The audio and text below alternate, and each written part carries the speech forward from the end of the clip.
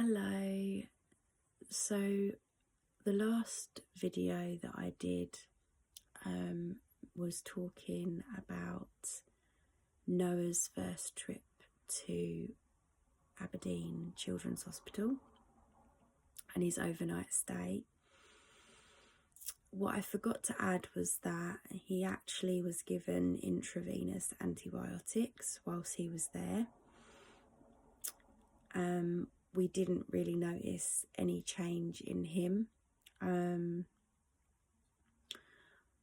Something else that I haven't told you is that Noah has severe multiple allergies to nuts, egg and dairy, and he's anaphylactic to all of those, and so we have to be careful when we try new things. So to be in Aberdeen Hospital when he was trying antibiotics for the very first time in his life was a good thing. So that was February, and then fast forward, so it was April, because we were still under maxillofacial consultant because they really wanted to know what was causing the swelling. He was sent for a cone beam CT scan at our local hospital. And now we were waiting for a consultant's appointment to discuss the findings. And just before the beginning of May, so the end of April, his face started to swell up, and it was swelling up a lot worse, and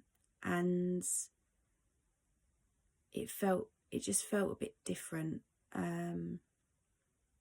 He was very, very tired with it. He would wake up in the middle of the night, and even though he'd said it didn't hurt, that to me was a clear indication that there was some pain there. So I managed to get in contact with his consultant's secretary and just say, you know, we need to see someone. And we had a phone call with her on the 1st of May, and she actually said that they'd found that through the cone beam scan there was onion layering of the bone, and that coincides with Garrés Osteomyelitis, which is a bacterial infection of the bone marrow. So as you can imagine, this was quite a shock to us and it was very worrying and upsetting.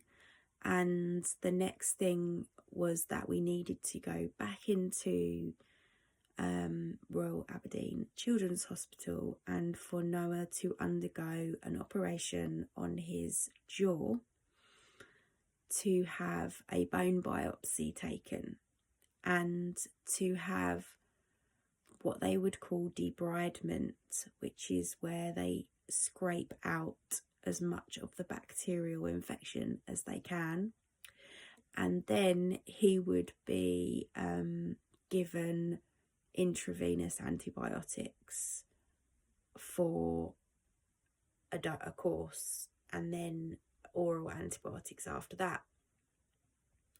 Not something we were particularly happy with, but we were willing to go down that road. And initially we were told that we were only going to be in the hospital for 3 days.